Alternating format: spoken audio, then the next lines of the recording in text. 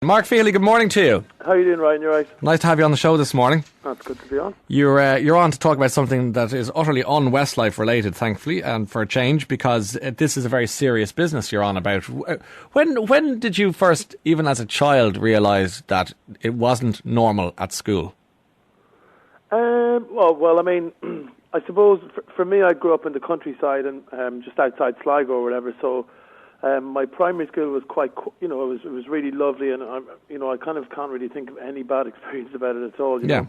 And then I moved into town, obviously, and it was like I went from a school of say 300 or 400, I can't remember exactly, to a school with over 1,000 people in it, and it was also an all boys school. And as you can imagine, when over 1,000 lads get together, of course, there's a bit of jibing and a bit of this and that or whatever, which is I suppose it's perfectly natural, the little bit of crack and the bit of jibing and stuff like that, and nicknames here and there, I don't think that's quite what we're talking about, it's kind of when it gets a bit more serious. And I was just kind of shy and quiet, and I didn't kind of, remember the first day, everyone was so confident and sort of making jokes and stuff like that, and I suppose it took me a long time to learn how to fit in. It wasn't until sort of fourth year or fifth year when I sort of really found my confidence, and that was off the back of being in the musicals and sort of getting praise for my singing and stuff like that, but that was like a good 4 years into being in secondary school, so it was kind of the time from first year until then that, there was definitely some difficult times, and I have to say,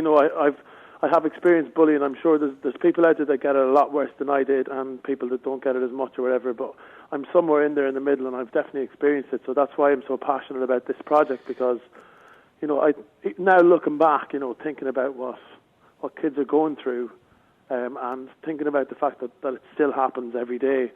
Thinking that I could do something about exactly. It's obviously something that I jump at, Exactly, and we'll talk about the campaign and everything as well. But just to go back to your description so good of going into from the primary school, so many children are going to be heading into first year for the first time. And and I'm really not trying to scare them. No, not at all. But it wasn't all negative at all in any way. I had a great time actually. Exactly, but as I was saying at the beginning of the programme, especially for the children listening, is that there's always going to be pretty much a fool in every class, and the fool stays a fool and grows up to be a bigger fool for the most part.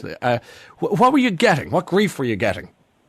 Well, the thing is, you see, when I think about it, you're talking about 11, 12-year-old kids in first year, so even the bully themselves, or the person that doesn't even realise they're sort of, putting bullying sort of onto somebody, they're 11, 12-year-old kids, so it's kind of, it's a bit odd, sort of, because they don't understand what they're doing themselves either. Right. They're also a child, but that doesn't change the fact that the kid that's getting it is, it's a very negative thing for them. It's somehow to try and teach both, people how to kind of meet in the middle, and understand each other's situations. I mean, but if we're talking about the experience of the person who's being bullied, like what were you getting vis-a-vis abuse and shame? Well, I mean, silly things like, every now and again, and I'm sure it's happened to everyone, you might get a smack in the back of the head and then you look behind you and there's three fellas laughing at you or something.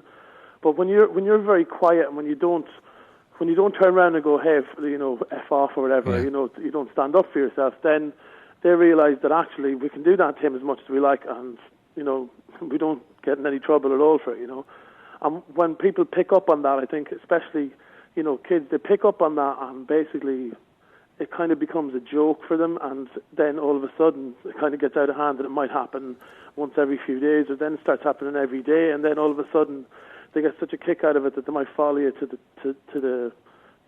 tuck shop in the middle, you know what I mean? And I'm not talking about beating somebody up now. I'm just talking about kind of haunting somebody. Intimidation, standing around, looking at you, making you feel uncomfortable. This whole thing isn't all based around beating people up and stuff like that. It's psychological. It's kind of psychologically making someone's entire sort of school life potentially sort of, and not even hell. It's the smaller kind of, slow burning stuff as well that lives on with people.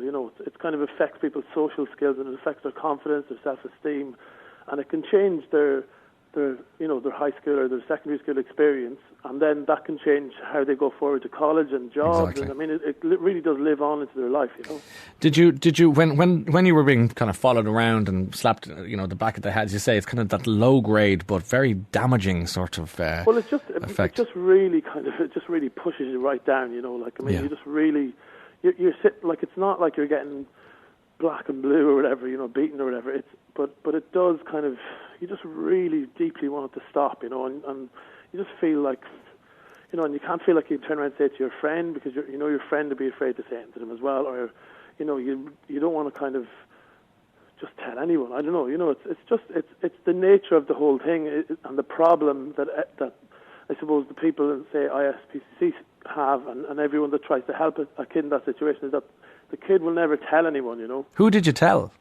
Well, honestly, I really didn't tell anyone, you know. I mean, you just don't tell people, do you?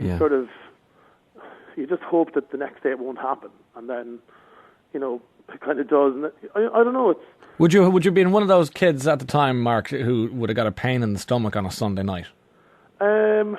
Now, I mean, honestly, like, what I have to stress is that it wasn't all day every day for me. You know, there's different levels of it, different extremes, and I was, as I say, somewhere in the middle of the, you know, of the line.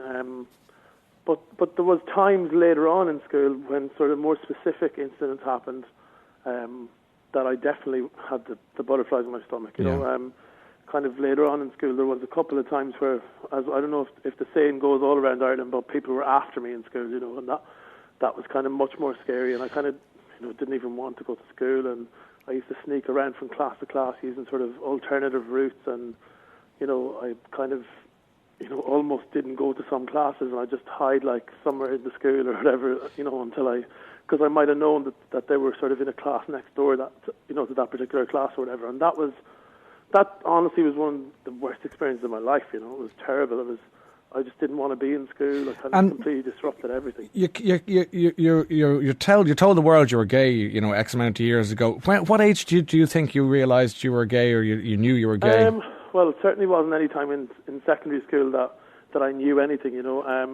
I think probably what people maybe picked up on, you know, and you see it happen a lot. Nobody kind of stood up and goes, "Oh, I think you're gay," you know, in secondary school. But people would have surely picked up on little tiny bits of, you know, whether it was a little bit of effeminate behaviour, or whether it was, you know, something that was kind of a shyness, or something that wasn't macho, you know, and they would pick up on that. They wouldn't necessarily associate it with being gay, but it just somehow, you know, they'd pick up on it, and they'd just see it as, I don't know, a reason to, you know, do something on it. You know, like mimicking and stuff like that. Yeah. Because in schools, in boys' schools, I know from my own experience, that is the term of it's a pejorative term of abuse, if you like. You're so gay. That's the. I don't know if it's still the same case, but that's gone back. It's a different subject, but it's so kind of twined with bullying. You know, like the words that kids use in the classrooms are, you know, can be very damaging. You know, if you say, "You're an idiot," or you're whatever, a dickhead, or something like that. Yeah. You know, whatever. But if you use, you know, the term gay in a negative way to, so, you know, oh my God, like, you know, people say, "Oh, your shoes are so gay," or, you know, and to a kind of quiet lad in the corner who, you know, maybe then or you know, in the near future will be thinking about their sexuality, you know, for the word gay to be associated with something bad, oh my God, that your hair is so gay. You know what I mean? It's like, it's just hurtful, because he knows that everyone in his class looks at that word gay as a negative thing, you know. He might be looking at the shoes and agreeing that they're disgusting, and he's thinking they're saying gay. You know, it's kind of association, and like in a kid or a teenager's mind, it's such a sponge, and it's so sensitive, you know. So I think it's just very dangerous and damaging, and that's part of bullying, you know. It's one of the many kind of ways of, you know, and I don't think the people saying those shoes are so gay necessarily realise or understand, you know, what they're doing. And I suppose that's another part of this whole campaign, is to make the people who are bullying a bit more aware maybe of what exactly is bullying. It's not just kind of pushing somebody up against the wall. There's lots of different, you know, ways that you can sort of bully somebody. You mentioned a few minutes ago, Mark, about heading towards fourth year, getting involved in musical society and so on. Did that mark the beginning of you standing up for yourself and coming out of your shell and saying, well, look, to hell with these guys, they're just moronic, really? I suppose, and I don't know, a lot of people. Yeah, what happened with me was I kind of found my confidence. First of all, I used to play a lot of tennis, and at that age I kind of was like I was winning loads of competitions and stuff like that, or in locally or whatever.